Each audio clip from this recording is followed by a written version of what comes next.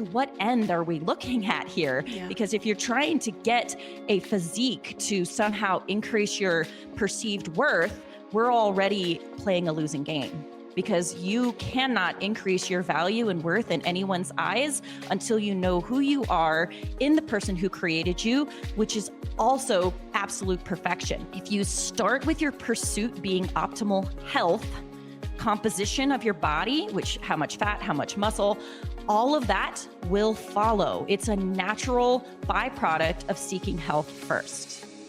You're listening to the Big Ideas Podcast with Ashlee Ilg. Tune in for honest conversations as we pursue bold dreams, redefine what is possible, and empower the next generation to live big. You'll hear stories that prove over and over again that just because something wasn't a part of our plan doesn't mean it won't be used for our good. Whether you're already an entrepreneur, you dream of becoming one, or you're raising the next generation of entrepreneurs, this podcast is for you. There's no time to waste on your big ideas. So let's get started. Here's your host, Ashlee Ilg. Hey, everybody. Welcome back to the Big Ideas Podcast. I am so excited to have y'all listen to our guest today. Her name is Tiffany Wickes. She is a fitness and nutrition coach, a speaker, podcast host, freelance writer, entrepreneur, wife, and mom of 7. And maybe I put those in the wrong order in terms of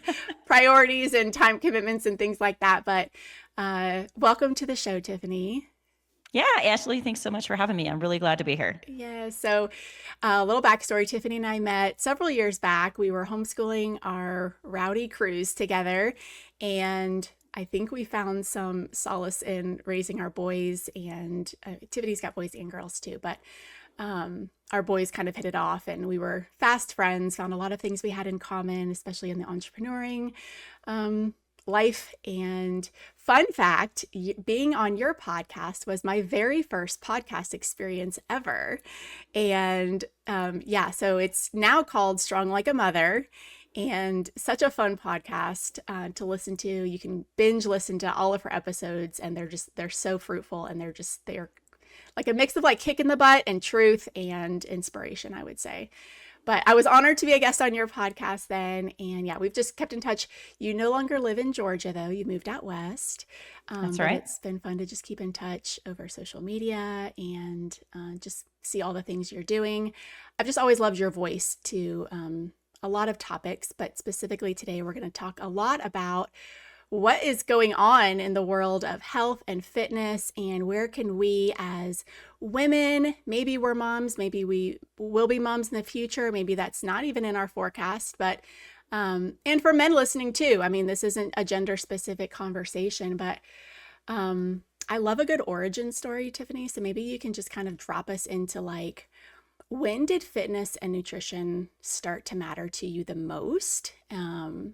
Like, when did that become a passion of yours to really learn, study, create your own experience and story with? And we'll just kind of go from there. Okay. So boy, you really could start that almost anywhere when it comes to my history. So historically, I was raised with 2 sisters. I do have a mom and a dad. However, my mom and my dad, they had children very young, and they were very distracted with trying to make ends meet. So we were very poor. We were an Army family. My dad was an enlisted troop. And, you know, the memory that sticks out to me was we were latchkey kids. So lots of kids in the 80s were latchkey kids. However, we were latchkey to the nth degree, meaning like my parents weren't there when we woke up. They were barely there when we went to sleep. So between the ages of like 6 and 7, and that was not intentional, by the way, if the Owen's going to listen to this later and his hands are going to go crazy with that one. He will not, but the younger siblings would. Yeah, for sure. Between 6 to 8 years old, and my older sister was between 9 and 11, is when we started learning how to cook for ourselves. And the memory that pops out for me was a boy in my neighborhood. His name was Christopher.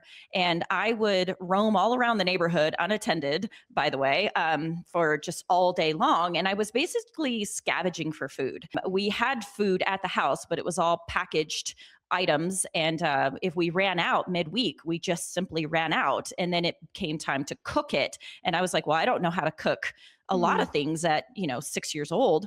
So I went to Christopher's house, and his mother was a stay-at-home mom, and she would put together his lunch plate, and it was a sandwich, so delicately cut into particular shapes. She had fresh fruit on his plate, and she had little vegetables that were cut into tiny little sticks. I wanted to build a house with it. He thought we should eat it.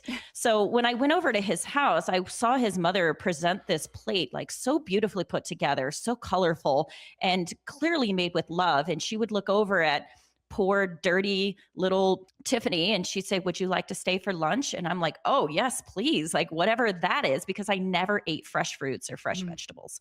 But Christopher always had it. And I was like, I felt like that was the bounty. That was the goodness, which is an incredible contrast to today, where I feed my kids fresh food and they just think it's such a treat to go over to a friend's house and eat the processed foods in bags. They're like, "Look at this treat." And I'm like, that's interesting. Because when I was a little one, all that fresh, colorful food, that was the bounty for me.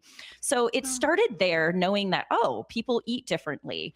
And then moving forward, my mom was a smoker. She was obese most of her life. So I recall my dad putting her on diets multiple times. And it started with Slim Fast. Anybody remember that? And it moved into the Atkins diet. And there was always a diet, always a programming. And it was never like, hey, let's just treat our bodies well, move with intention, and eat real food, the food that God has designed us to eat, plants of the earth, animals that roam, picking, gathering. None of that was part of my life. So I watched my mom go through these yo-yo diets. I watched her have walking pneumonia multiple times, to where now we're little kids bringing my mom tea and having to take care of her because she's so sick and so unable to be a parent. And my dad's working full time as an Army troop. He was deployed multiple times to Asia. And here we are, 3 little girls trying to take care of our very sick mother, who was quite young. She had my older sister when she was 16, and she had my twin and I when she was 18. So way too young to be as sick as she was. So fast forward, I'm now a young mother myself. Well, more like, let's back up actually to a teenager, where I had a blood sugar dysregulation problem. So I didn't know what was going on, but I knew I had to carry a granola bar with me if I was going to not pass out if I went longer than 3 or 4 hours without eating. So, I went to a doctor eventually when I could save up the money for it, because I didn't have insurance, and my parents kicked me out at right when I turned 18. There was no doubt about it. I had to be out of the house. I had to be on my own, and come hell or high water, I had to figure it out. They were not going to be there to support me financially, emotionally, or physically, because they were just over it. They didn't want to be parents when they became parents, and they certainly didn't want to be a support system when I was, quote, grown, which is hilarious to me now, because I have an 18-year-old, and I'm like, that guy is nowhere near grown. However, if I were to shove him out of the nest, I'm sure he would grow, but to what end? I don't harbor resentment toward my parents at this point. I've healed, from a lot of the trauma from my childhood, which this wasn't even traumatic, to say the least. There was far worse. That doesn't seem to be relevant to point out at this point, but there was a lot worse. So, moving forward, my family, I was like, okay, as a teenager, was having to consume like vast amounts of carbohydrates, is what the doctor told me. Oh, you just need lots of carbohydrates every few hours. Well, I bet you can imagine what happened from there. I absolutely blew up, and I gained about 25, 30 pounds. And I was like, how do I combat this? Well, the only thing, I was looking around and like, well, okay, the magazines are showing very fitnessy people, so I'll start working out. So I do start working out. So I'm running a ton, not lifting weights. It's just cardio. And I'm eating a bunch because now I'm hungry. And now my body is just going through this, it's just cyclical phases of inflammation and reduction and expansion. And I'm just not feeling very well. And then I had a coworker at one point say, hey, I've got these diet pills. These work really well. Do you want to try them? And I was like, yes, I'll try anything at this point, because my body is just not doing what I want it to do. And I'm so hungry.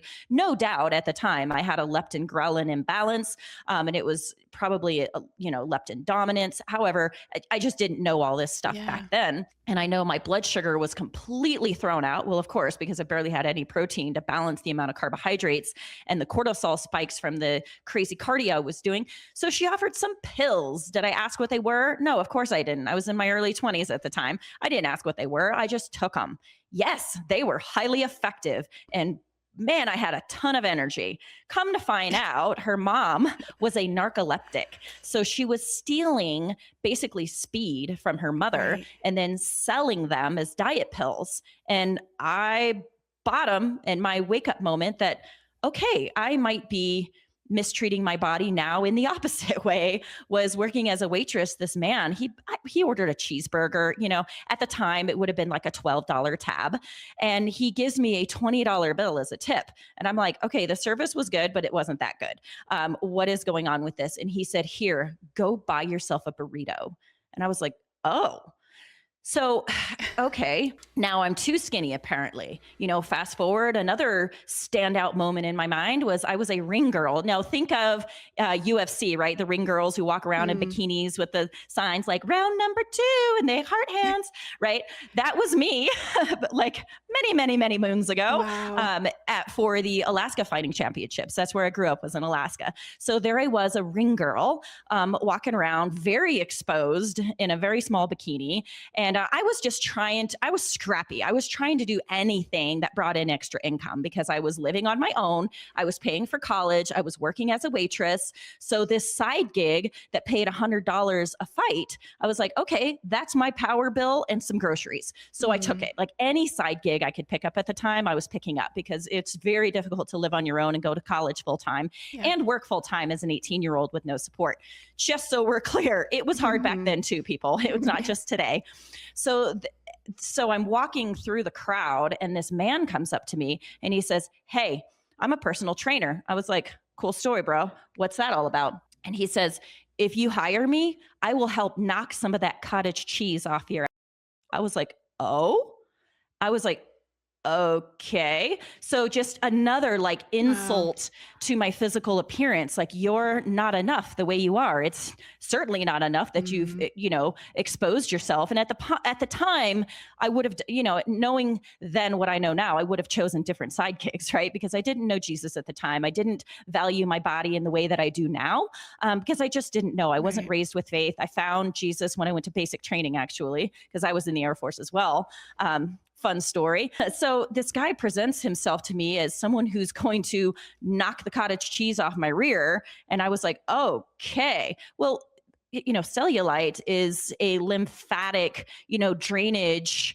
And I'm going to use the word issue, but not that it's problematic. It's just how, some people's lymph drains or not drains, and how your adipose tissue, your fat tissue, has been laid out on your body, which is really genetically predisposed. Everybody gains fat in certain areas. People lose it quicker and hold on to it in certain areas. Same with muscle building. Everybody has a genetic sort of blueprint for how their body forms muscle and takes shape. So as a fitness and nutrition coach years later, I still have women coming to me with this, trauma of, let me knock that cottage cheese off your butt. Your body's not enough. You're too fat. You're too skinny. Coming to me like, hey, I want to shape this type of physique. And they're showing me like pictures of this influencer or that influencer.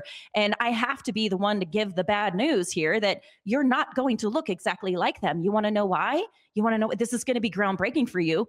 It's because you're not them. That's it. It has nothing to do with your personal worth. Yeah. It's just your genetic blueprint. But here is my promise to my clients is I am going to help you make the very best you that you can be. And what that's going to look like, nobody knows at this point. Let's just start the work and start the process and see where that lands us. Hey friend, I wanted to take a quick pause to ask if you've taken the quiz yet to find out what type of dreamer are you.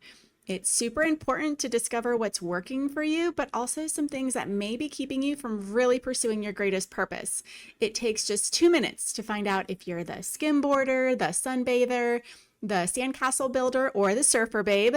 So jump over to dreamerquiz.com and be sure to share your results and tag me in it. Now back to the show.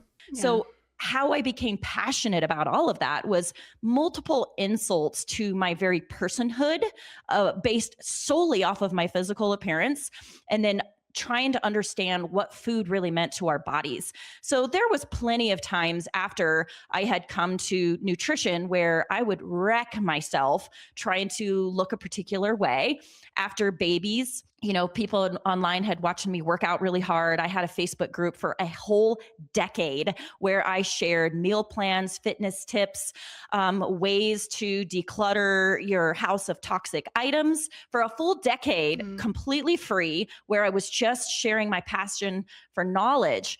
And people would say things like, wow, you're going to bounce right back after that baby. So in my brain, it was like, I must bounce back. I must bounce back. So, just internally, I was like, okay, I'm going to continue to work really hard through a postpartum season where you really should have been focusing on recovering all those micronutrients that are lost through pregnancy, through birth, through fatigue, through breastfeeding. And I wasn't doing that. All I could focus on was they expect me to bounce back. I've got to bounce back. So I would crush my body. And that led to a rotator cuff tear after my 5th child.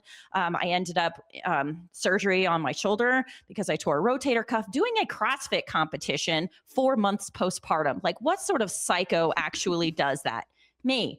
I do that. But again, it was like, how do I treat my body in a way that is most honoring and most fulfilling? And that's been a process I have learned both difficultly and at times delicately over the past 20 years. Yeah. Well, and I mean, gosh, there's so many things you said in there that I'm like, ooh, let's go back to that. Ooh, let's go back to that.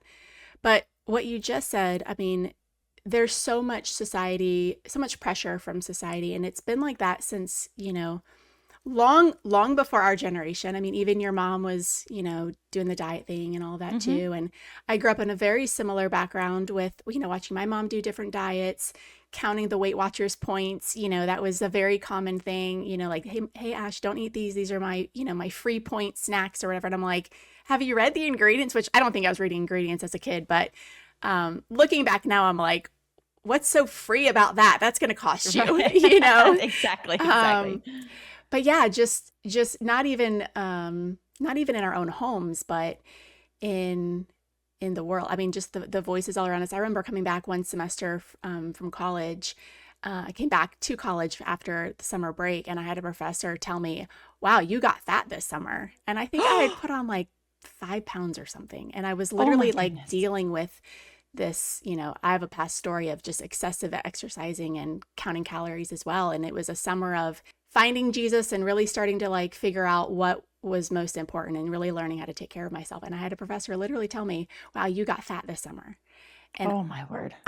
I mean, it still like heats me up. And that was a long time ago. And I remember telling Andy, because we were dating in college, and he about went and punched this professor. I mean, I was a mess. It was, anyway, that's a whole topic. But to your point of just everybody loves to tell us how to make our bodies better and how they're never actually going to get that way. Just because you follow one person's advice, well, now somebody else has more advice for you because now it's still, whatever.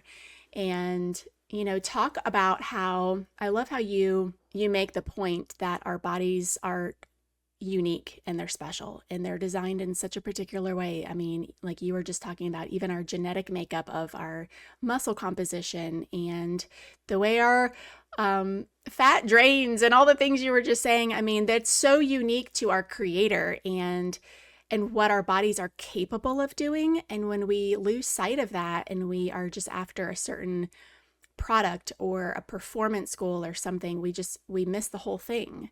But I love how you talk and I'm sure coach your clients through making sure that they know that their bodies are not one size fits all. So their training and nutrition and all of those things are just, they're never going to look like anybody else's.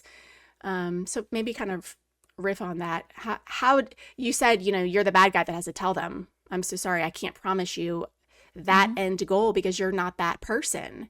You're not that person in the photo. So I don't know, talk more about that because I think the more we hear it's okay that we don't look like that person or this image that we have in our head. And we really start to see ourselves in the image of Christ and seeing our bodies and being thankful for the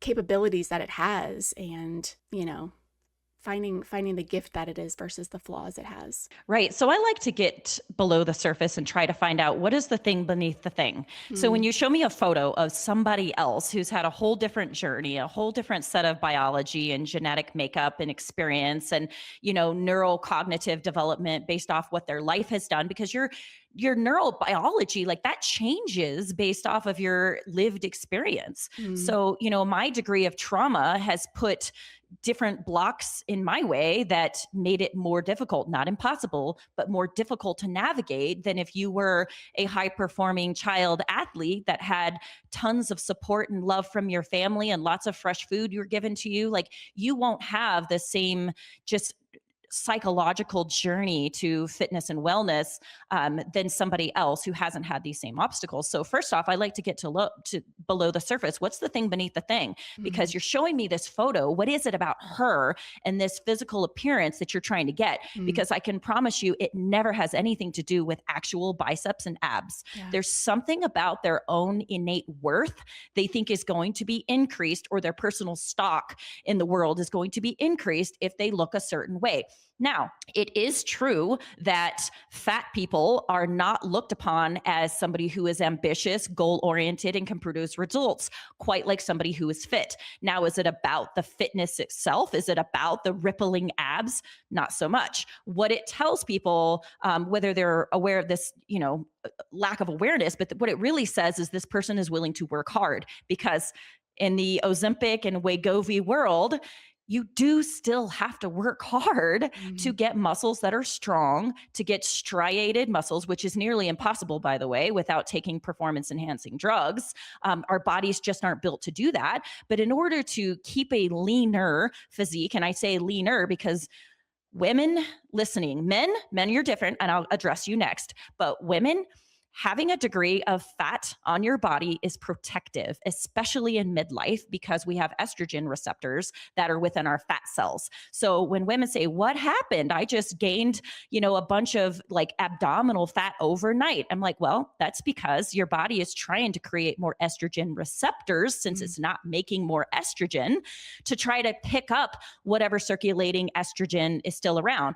And I have transitioned more into a plant-based diet, not because there's anything wrong with meat, and I can go into that as well. I'm going to go back to the men in just a minute, but with lots of plant-based nutrition, especially beans, fruits, and vegetables, they have what's called phytoestrogens. And while they are not actual estrogens, it helps soothe those receptor sites and creates this illusion to your body that there's more estrogen presence. So it's less likely to start adding all that extra adipose tissue to look for more receptors. So in midlife, I firmly believe you really have to increase the amount of plants that you're consuming to help soothe that estrogen decline in midlife. Now, there's a very good possibility that once you're through that complete phase of chaos with your hormones, like you're actually menopausal, you've had 12 full months without a period, and you're past that, you can basically eat like a man. So let's get back to a man. A man, for his hormones to operate optimally, he can be incredibly lean because he doesn't have a ton of estrogen like women do. He does have some. He absolutely has some, but he doesn't have as much as we do. So it is imperative that men realize that their training and their adaptability is going to be different than women. So women, you are not little men. You can't train and eat exactly like men and expect to get the same results. I see it all the time. My husband went keto and lost 10 pounds in 3 weeks, and I gained 3. I'm like, yeah, exactly. Your thyroid and your hormone balance does not love being low carbohydrate. So we got to shift that. Now, will it work for a short time? Sure. Almost any infarct to the body and sharp change and adjustment to what you've been doing can create a particular result.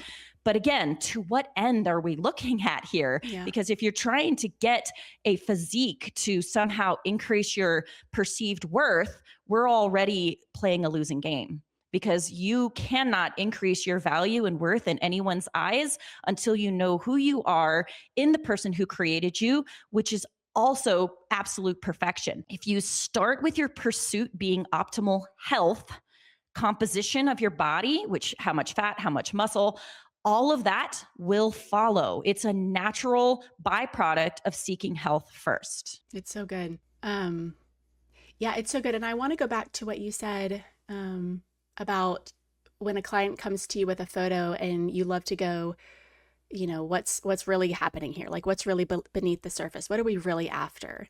And I know with my personal experience with, like I mentioned, just obsessive, calorie counting and exercise and things like that, it was a very unhealthy obsession. And, but it wasn't about food.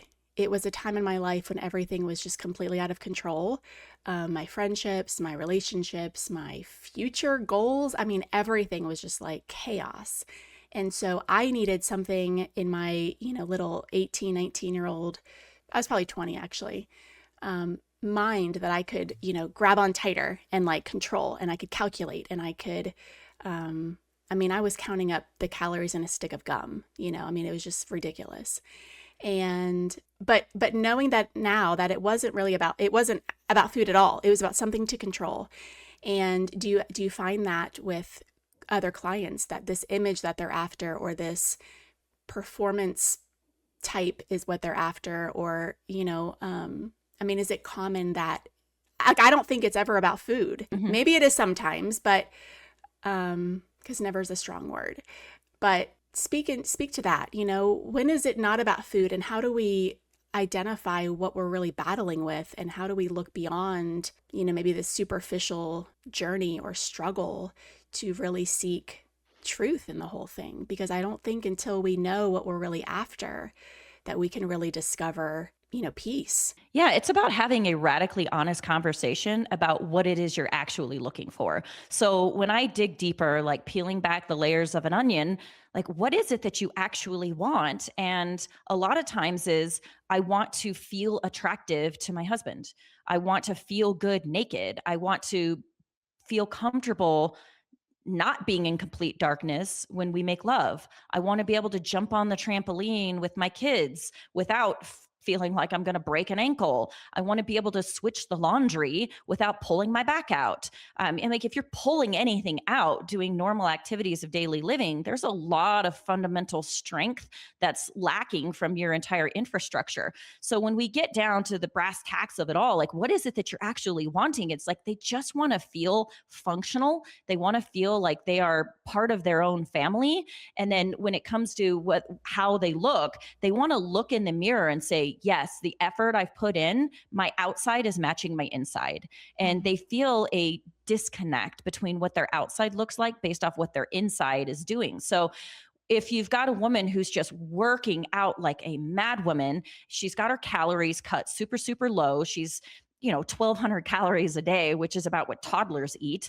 And she's working out 3 hours of cardio. And she's like, I'm not losing weight. How much lower can I go? Well, your metabolism is an adaptive process. Yeah. So the lower you go, the lower it goes. And it's like a deranged, game of limbo. Yeah. Yeah. It's like, oh, okay, how low can you go? Well, I can go even lower. And your body, I'm reading a book right now that talks about Holocaust survivors and their time at Auschwitz. And it's incredible the amount of caloric deficit and work, like physical activity, they were able to do and still live.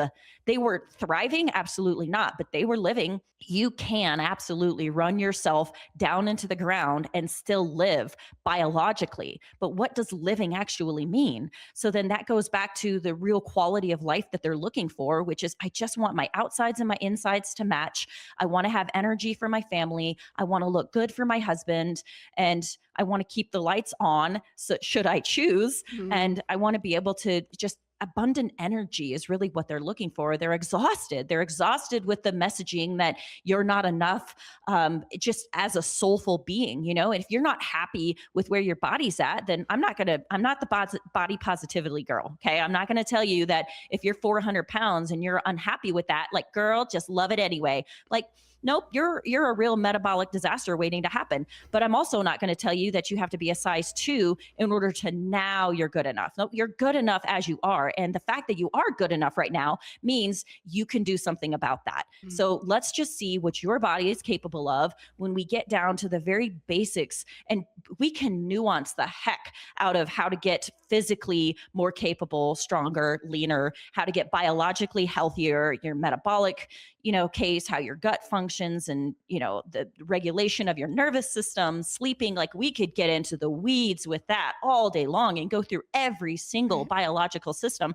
and how to optimize it. But at the end of the day, everybody should be operating off of the exact same playing field. How do we move our body with purpose and intention and with a goal in mind, which means strategic fitness training, not just walking into a gym and saying, okay, I think I'll do some of those bicep curls I've seen people do, or, saving Instagram posts like this influencer's like, here's what I do to get a poppin' booty in 10 easy moves. And then you're like, okay, pause, play, and you're just trying to recreate whatever it is she's doing. Well, that's going to work well for her because she already has glutes that are built up.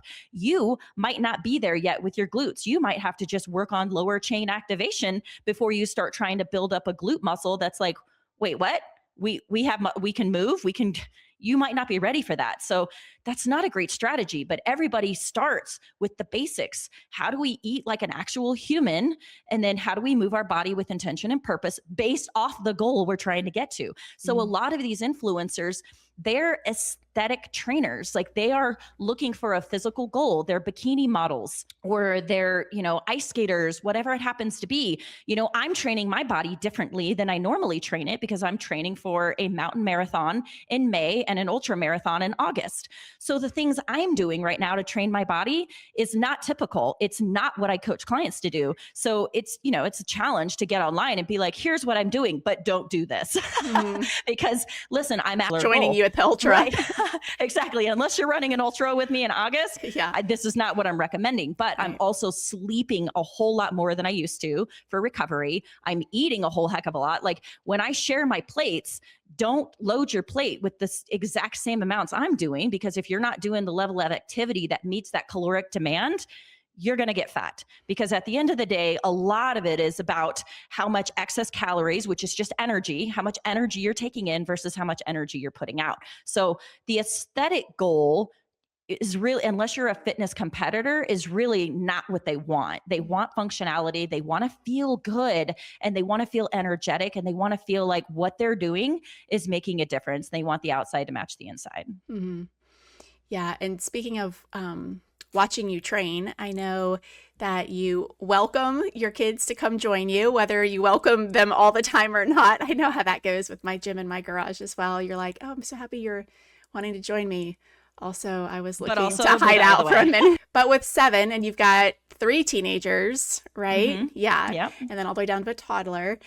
What does the conversation look like in your home? What are some hard conversations you guys have had? I don't know if you have or not. But I know with teenagers, it just stuff comes up, and you've got a teenage boy and a daughter, a son and a daughter, and 2 sons. Anyway, Yep. two teenage sons and a teenage daughter. Yes. And I feel like in that age range, especially because that's where a lot of pressure starts to come in and outside influence starts to get a little louder in their minds, or has the potential to anyway. Yeah. What are some things that you do, just not only in teaching and in what you say? I know you're great with your example, and you live what you say. So yeah, maybe for the parents listening, what are some ways that you handle these kinds of conversations with your kids? What are things that they're asking that maybe we need to make sure our kids are aware of, or if they're curious about, we can, just kind of tackle it from the home front? Oh, yeah. So I'm loving this journey with teaching my kids about how to choose foods that fuel their body properly. And when I coach primarily female athletes, their parents come to me and say, hey, my daughter is, an all-star varsity softball player, but she's putting on some extra weight and she's drinking a lot of soda. And I really need somebody who understands proper nutrition and how to fuel the body. I say, well, although my program has fat loss in it, I never talk to youth about fat loss. I always take it from the point of being most strong and most capable. Okay, so let's look at what this food is actually doing for you from a biological standpoint and just what the ingredients are made up of. And is this going to create a better or worse softball player? How does this actually fuel the body? So moving back to my own kids, thank God none of them fear foods that are less optimal than others. And they all understand that food is here for a purpose, and that it can also be enjoyable. However, when my daughter loads her, so my 9-year-old, she really likes making her own food right now. So when I say, okay, she's like, Mom, can I cook my own breakfast? I'm like, sure. What's your plan? So listen to that. That wasn't like, how much mess are you going to make in the kitchen that I'm going to have to clean up? I ask her, what is your plan? Have you put together a plate in your mind that is macro balanced and has good mineral content? So she says, well, I'm going to make some eggs and then I have chicken sausage. And she says it. She's like, those are my proteins with some fats. And then I'm going to put some watermelon on the side. She's like, that's got a lot of minerals. We talk a ton about what food is made up of and why that fuels the body.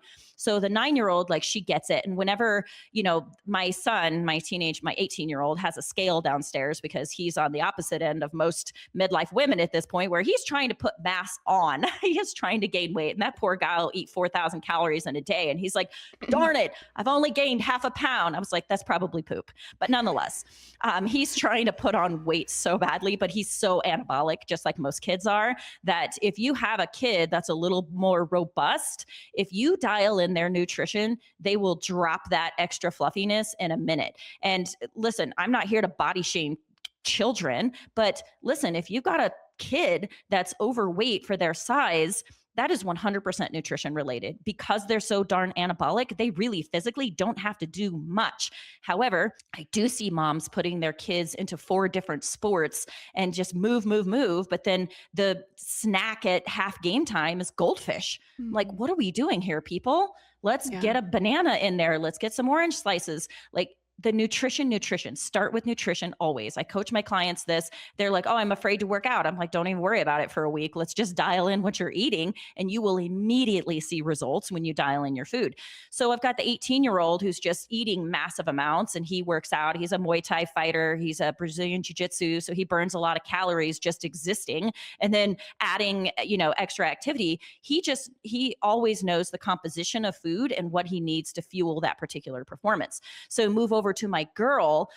I am so grateful that we have set, the expectation in our house that we will not look for aesthetics. That is not our goal. Our goal is performance always, because that's generally the thing below the thing. So whenever she, starts to lean out a little bit and she is in incredible shape, but she'll start to lean out because she undereats. And then she'll come up and she say, man, Mom, I'm getting a little too lean. I haven't had enough food. I need to eat more. So she'll start loading her plate up a little bit heavier than she did before, but she really enjoys a plant-based diet as well. And, by the way, this is an insider secret. Ladies, even for your teenage daughters, you need to make them a steak, a big, fat, medium rare steak on the first day of their periods. It will change their life. Wow. All those extra minerals and heme-based iron will change her entire life. So that was just an aside. Yeah. I had to throw that in there because I don't think women really realize how nutritional support is going to help their teenage daughters with their periods, like fundamentally, and also movement. I know they want to lay there and like hold their low bellies, but if you support them nutritionally on the front side of it, they will be able to move more on the back side, which will help that uterine lining shed like it's supposed to. Yeah. That's good. Well, tell us, when you are working with a new client, I'd love for you to just kind of walk us through. I know there's a lot there, so you don't have to go into like full detail, but like, walk us through how you get your clients started. What is somebody listening, if they wanted to, be coached by you, have some insight on kind of what you would walk them through, what that program really entails, or even if it's somebody listening who's like, I don't really even know where to start. I know you've said start with nutrition, but that could seem just really overwhelming for somebody that doesn't have the knowledge and the background that you have. So maybe give us some starting points, whether they're working with you, maybe they're working on their own, they're just kind of trying to get the ball rolling to have the most optimal health year, what would be some ways that you would guide us with that? Okay, so the original conversation first starts off with, I want to make a change. Okay, perfect. I start new coaching rounds every 2 to 3 weeks. You would just check on my website, follow me on Instagram, Facebook. I announce it frequently whenever I'm starting new coaching rounds. So you would sign up as a client, and that looks like $249 for 6 weeks. And the 6 week is just a launching point, because after that, you could roll into the VIP program where you have continued coaching, continued support, meal plans that are given to you. All of your programming is done for you. And you basically have coach on retainer. You have my cell phone number, so you can text me anytime you want. I mean, anytime that I'm awake and available, which is pretty frequently because I homeschool our kids. So I'm available to answer a quick, like, hey, is this a good macro? Then I'll talk about what a macro is in just a moment. Is this a good option for me? I'm like, well, for you, that probably is not most ideal. And then I'll offer an alternative. So that's super beneficial to have somebody that right there in your pocket. So first off, we have a conversation. It is an onboarding call for about an hour. I will get your entire history of psychologically, what have you done? What is it that you actually want? What do you like doing? What do you hate? What will you eat? And really important is, what is your digestion currently doing? We have to talk about what's going on in your gut, because if your gut is not optimized, nothing else will in your entire body. And so we have to talk about what your digestion is like, and then we can help tailor a nutrition plan that's most supportive of where your gut is right now, because everything else falls apart if your gut's not optimized.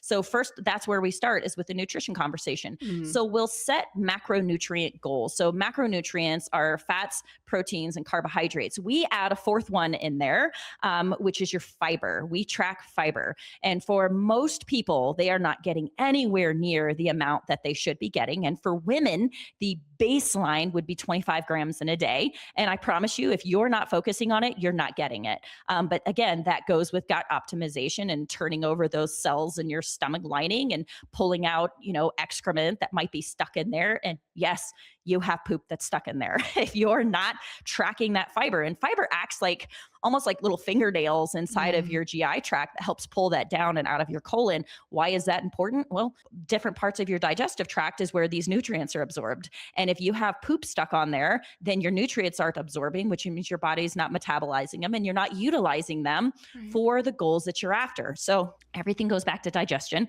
We work on optimization of your digestive tract. And then we set macronutrient goals, meaning what is your current activity level and how much energy are you taking in? If there is an imbalance between these two, then we need to get them better balanced, just on an overall caloric front. And then what the individual macronutrients are doing for your body. Like, what does fat do for your body? What do carbohydrates do? What does protein do? And by the way, people are over proteining now. The protein conversation has gotten so loud that people are trying to put protein in pretzels. You guys, protein doesn't belong in pretzels. You guys, again, if you are looking for a protein source, there are tons of proteins in plants, by the way. Broccoli has a ton of protein in it. Asparagus has a lot of protein in it, shocking amounts, actually. For what it is, you would never guess that you can get 9 grams of protein from a cup of asparagus. I had no idea. That's amazing. A lot of protein is in broccoli and asparagus in particular. So there's also protein in every single fruit, not in high quantities, but they're there. So we talk about what exactly these macronutrients are doing for your body. And based off how much energy you're putting out, we will adjust those numbers so that they are well balanced, right? Because if you have a super carbohydrate heavy nutrition plan and you don't have enough fat for satiety and hormones, and then you don't have enough protein to sustain the blood sugar that the carbohydrates will inevitably raise, which is okay, by the way. It's okay if your carbohydrates spike your insulin. It's really okay. What's not okay is that insulin spike and the blood sugar spike doesn't have anywhere to go, which is why we build muscle, because your muscle is like a glucose sponge. It sucks it all up. But if you're not using your muscles, it has no place to go. So when it has no place to go, that's when your body goes into storage mode. Well, like a squirrel on a winter morning, like, I'll just take this and put this away for later. It's like, that's not what we want to do right now. We do need some fat storage. I'm going to go back to that. You do need fat storage. There is an optimal range of fat storage, especially for a woman, that is protective, and you do want that there. However, 40% body fat is not ideal. You don't want that. So we have that macronutrient conversation and how best we can get that tailored for you. I can't give everybody if you ask me what my calories are, it's like, what does it matter? It's based off of my energy output, not yours.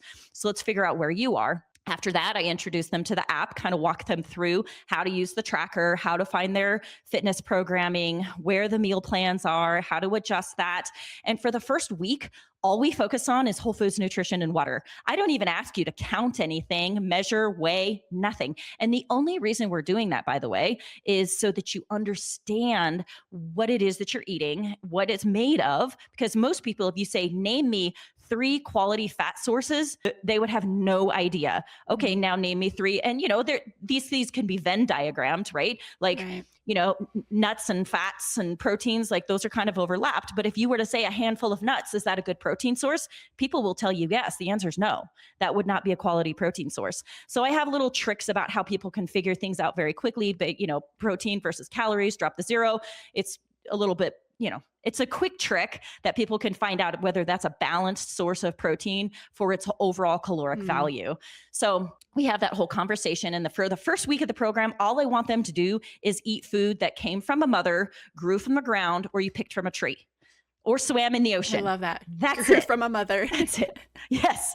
If it came from if it had a mom that swam in the ocean, if you could dig it out of the ground or pick it from a tree, that's all we're going to focus on for the first week. And sleep. For everything that is holy, you have to sleep, okay? Undistracted sleeping, and you have to optimize that entire sleep routine. By the way, Brain FM, shout out to Brain FM.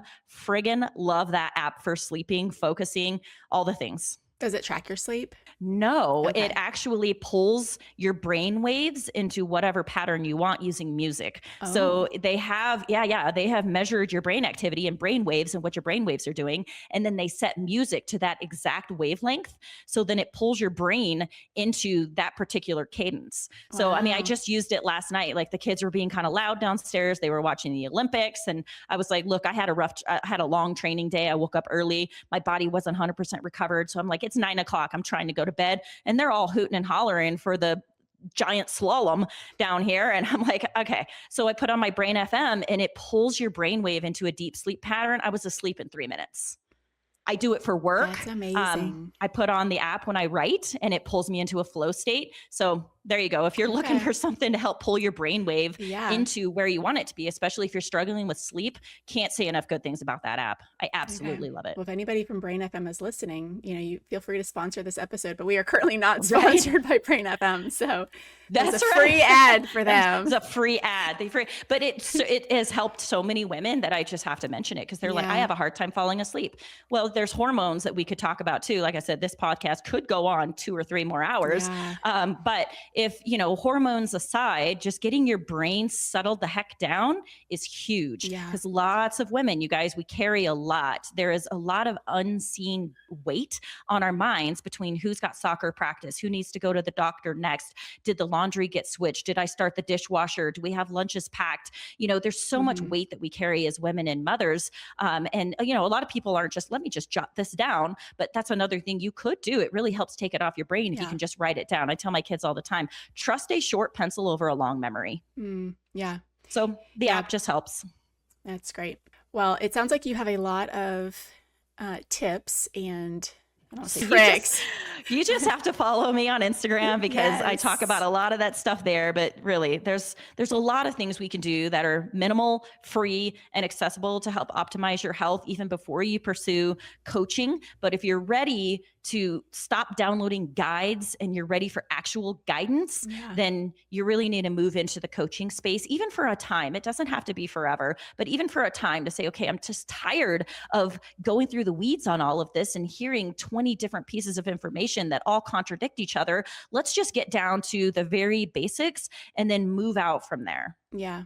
Yeah. And I mean, that's true for any area of your life. I mean, if you want to really hone in and, optimize a business, or like I have a writing coach, I mean, just having somebody that's gone before you that has paved a way that works, even it just, like you said, just for a short time that you get past that, one size fits all mentality and you really get some guidance to hone in like specifically for you. I mean, Right. 100% agree on that. So I mean, I have a running coach. I yeah, am a nutrition coach, and I have a running coach. You yeah, know why? Because I've never ran an ultra before. I yeah. have no idea the programming that's required to get my body in this shape for an endurance athlete. And by the way, as we wrap up, I do have to say this. My daughter mentioned, because she's on the track team, right? So she's running sprints. Sprint running is a different beast than endurance Totally running. different. And she made this off the cuff comment. She's like, oh yeah, all the skinny endurance runners were, warming up in the inside of the track. And I kind of giggled. I said, watch me, Georgia. I will not get skinny during this endurance training. And she looked at me sort of sideways. I said, my body just doesn't do that. And like having that realization and that peace that, look, that's not how my body will partition energy. The energy partitioning is very real, and my body will not partition it to the point where I will get, quote, skinny. I will always look very athletic. I will always have broad muscular shoulders because that's how my body partitions its fat and muscle distribution. So it was so cool to be able to tell her, watch me as I go through further into this journey. My body will never do that. So if you can get people to understand your body may never do that, like bring peace to that and let's see what your body can do. Man, that feels invigorating and exciting to take that pressure off of you and just say, oh my gosh, you're right. It doesn't do that. Now let's see what it can do. And that's where the work gets really fun. That's so good. And how powerful for her to be able to watch you and be like, but my mom ran an ultra and she's got 7 kids. You're still nursing, I think, Roman, right? Yep. I'm still breastfeeding our 2.5-year-old. And I've watched some of your reels about like weaning and stuff like that. And I just chuckle because, been there and all that. But yeah, I mean, what our bodies are capable is so incredible. And if we can just learn to serve it and to not serve it, but like fuel it, that would be a better way to say it. Fuel it with what it needs to do what it was created to do, and in all different seasons. I love that. It's so inspiring to me as a mom who's, in a new season now with my health and just really, navigating like, okay, what worked before or what felt good before no longer is fueling me, and just really assessing what changes can I make and being willing to make them, Yeah. And your program is, I mean, it's so on point with just that custom designed guidance. So, right. All right. So you mentioned your Instagram and your website. So tell everybody where they can find you, follow you, get all the good things from you as we close out this conversation. Yeah, so I have a podcast. You mentioned it in the beginning. It's Strong Like a Mother. My name is Tiffany Wickes. So if you put in Strong Like a Mother, Tiffany Wickes, that'll pop up. It's a red label. You'll see my face on the front of it. And you can find me on Instagram. It's Tiffany L. Wickes on Instagram, and then just Tiffany Wickes at Facebook. My website is tiffanywickes.com. There's tons of freebies and downloads there. And I talk about, there's a blog. So a lot of my writing I republish onto my website as blog pieces. So tons of information there. Any way that you would want to get a hold of me, you can. But I answer my own DMs. I write my own emails if you want to get on my email list. It's actually a lot of valuable information. It's not super long, but any of my downloads will immediately funnel you into my email list. So if you want the download and you don't want to be on the list, no big deal. There's a little button at the bottom that says unsubscribe. You can push that button. It's anonymous. I'll never know it. However, I'm just here to serve and meet people where they're at. And I've always felt like if you could serve people and solve a problem, the business side will grow organically on its own as God has blessed it and ordained it. So that's what I focus on right now. It's just how do I show up and be the very best person I can and show people what's possible for them, and then help make them the very best people that they can be and feel the best that they can possibly be. And then the business side will grow as God dictates. So I leave all that on his side of it because it turns out I can't control any of that. The only thing I control is how I show up today. Yeah. I love that. Amen. Well, thank you so much. That was great. And I'll have links for all of your stuff on the show notes, in the show notes as well. So, but yes, thank you so much for everything you shared today. That was incredible. Very, very helpful. Very much things that we can take away and start implementing, today. So thank you so much for being here. Thank you for sharing with us.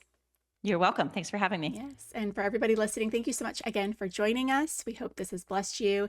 And as always, keep your big ideas coming, and we will see you on the next episode. Hey, friends. Thanks so much for tuning in today. Before you go, it would mean the world to me and my family if you would share this episode with at least one person who you think might benefit from this message. And of course, be sure to subscribe so you don't miss future episodes. You can also follow me at Ashlee Ilg on Instagram to keep up with our adventures and for continued encouragement as you pursue your big ideas. Thanks again for joining us. Until next time.